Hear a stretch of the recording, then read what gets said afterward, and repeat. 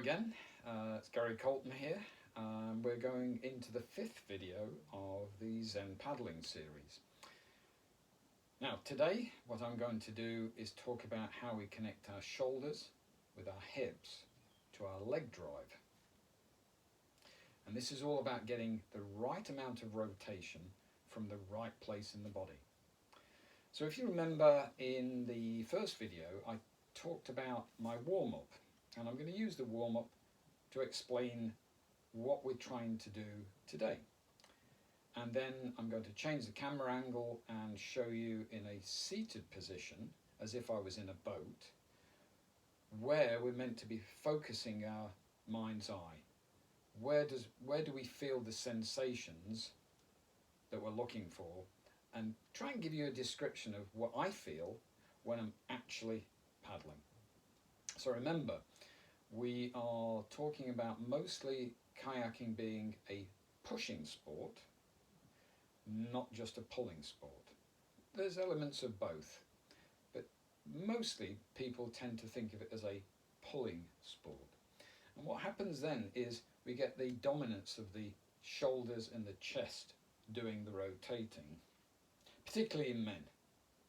In women, what we tend to get is more bobbing from the waist.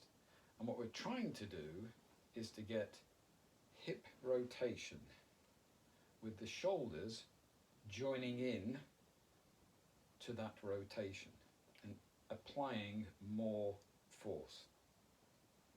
So this was the warm-up exercise. I just use any old pole, broomstick, and the rotation I'm going to do is not a pulling back, it's a pushing forwards from the hips.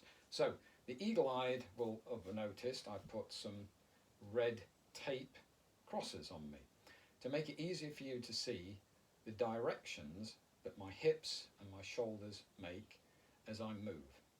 So I could stand completely still at the hips and just rotate my shoulders. Now it might look half decent in the boat, but I won't actually move it very fast because my legs are doing nothing.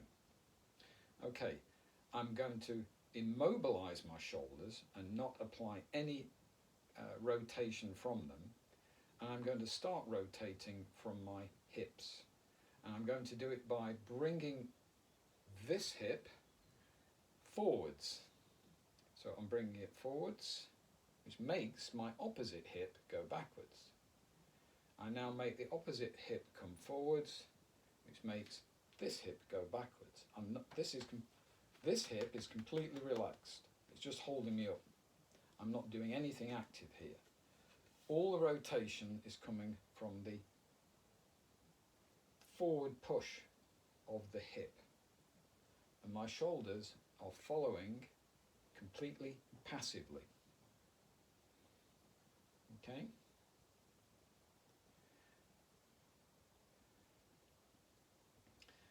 Now I'm going to focus my mind's eye on the shoulder, and I'm going to see whether or not it comes forwards at the same time or before or after this hip.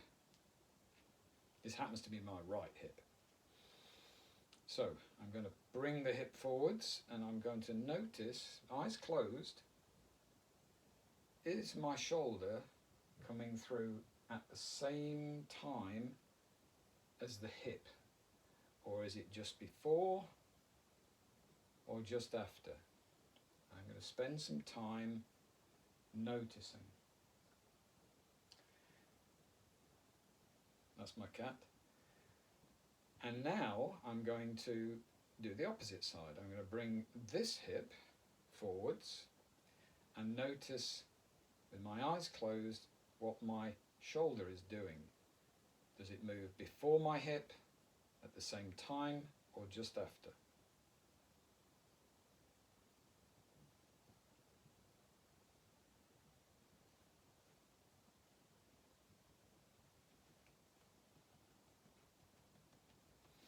And And now I'm going to do both sides. So I start with my right hip. And of course what we're trying to do is make them come through at the same time, as if they were connected by a rod down this side and a rod down the other side, so together. But the initiation is from the hip being brought forwards, hauled forwards almost. So that's while we're standing, and it gives you an idea. You can see the two crosses on each side coming through at the same time. So I'm now going to change the camera angle and get into a seated position, facing forwards.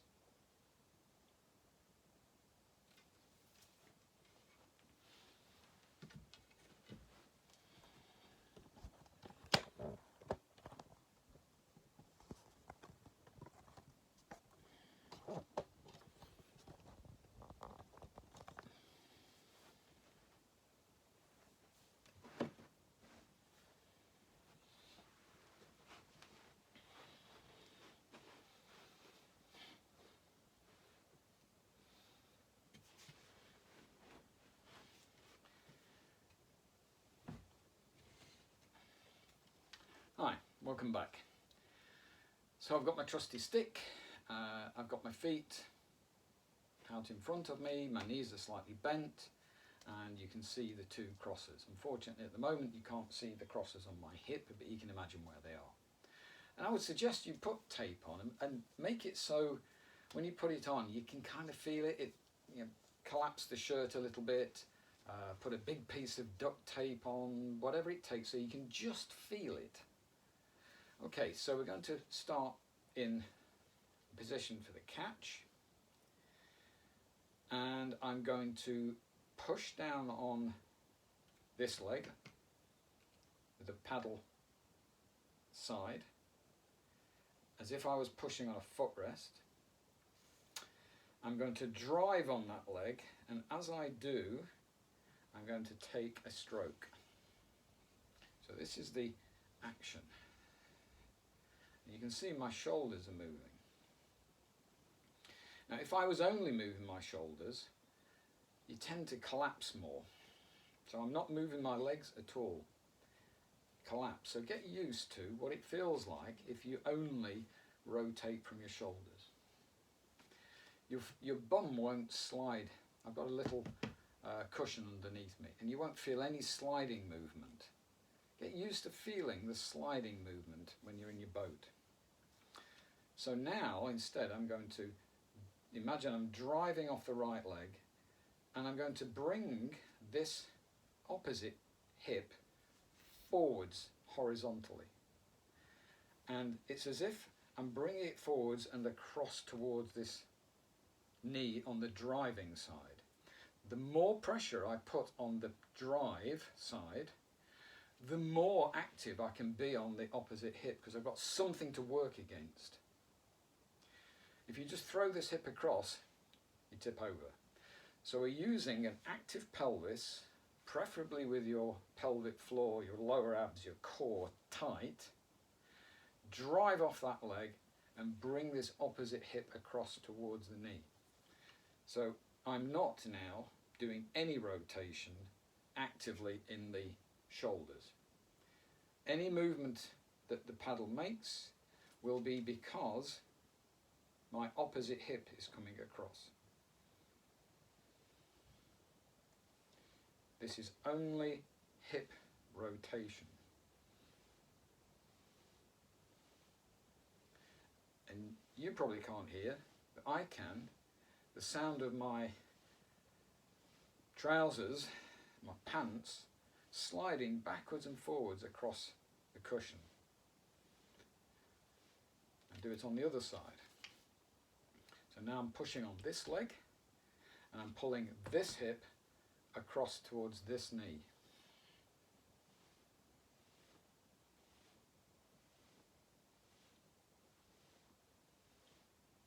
My shoulders are moving, but only because my hips are moving. You can see that's enough to get that arm all the way across. If I add some shoulder rotation, I could go even further. So I don't need to do that much in the shoulders. My job with the shoulders is to resist. Okay, so that's the hips coming across. We're not lifting them. We're not pushing them down. We're just bringing it forwards horizontally, as if you were on a rotating office chair. If you've got one, just try moving backwards and forwards, so that there's a rod, imaginary rod, all the way up through your head and down out through your bum, and you're just rotating around that with your hips. The force is generated by the driving leg and the opposite hip coming across to it. Okay, what are we meant to be doing with shoulders? As I've said before, Newton's third law, every action has an equal and opposite reaction. We want the blade to go in cleanly and stay where it is in the water, and we move past. So we've got the hip rotation, we've got the leg drive. Now we want to convert that hip rotation and connect it to the shoulders, add more force from the back and the opposite abs, excuse me, and then make sure that we don't lose that energy that we've just expended going out into midair. We want it all, or as much as possible, to go onto that blade and lift us past. Okay, so we've got the opposite hip coming across. I'm going to drive on this leg. Our hands are a fixed distance apart. They're not going to change. And what we want is no breaking, changing of angles at any of the arm joints, shoulder, elbow, wrist. They just sit there and hold the frame. It's a bit like ballroom dancing. You don't break the frame. So the blade goes in. I drive on this leg, and at the same time I'm pulling the opposite hip forwards and across, and I'm going to have to resist collapse at the shoulders. So my mind's eye is now on that shoulder, and I'm bringing it through, and I'm feeling the resistance. And end of the stroke, I can relax, bring the blade out.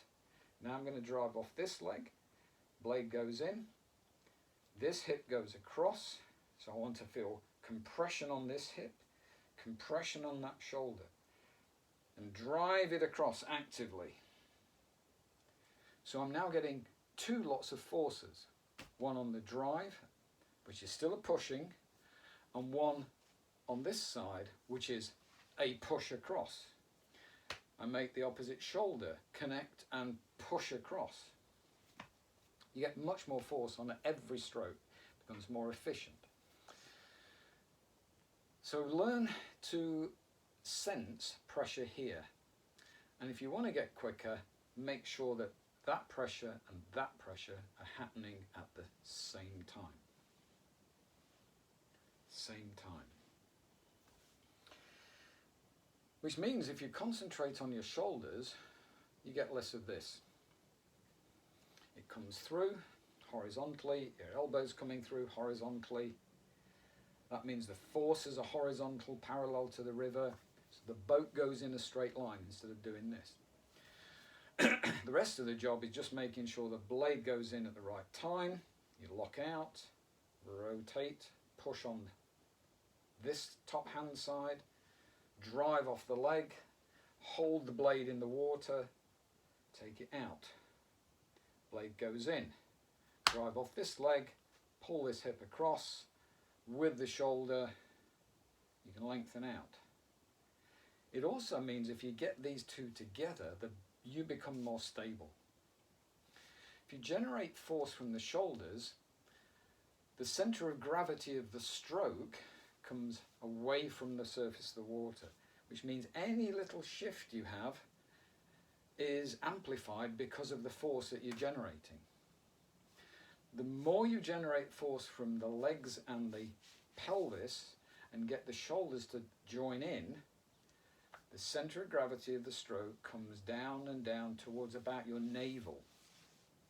So if you make a little error up here, it has much less effect on the stability of the boat. So that was today, connecting active pelvis with shoulders.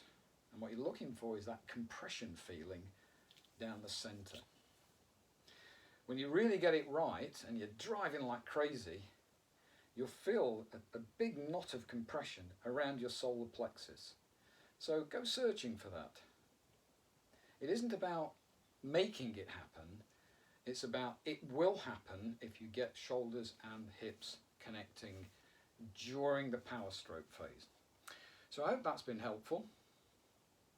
I'll see you again in another video. I've got 1 or 2 more ideas, and we will also have a Q&A session. So thank you very much. See you next time.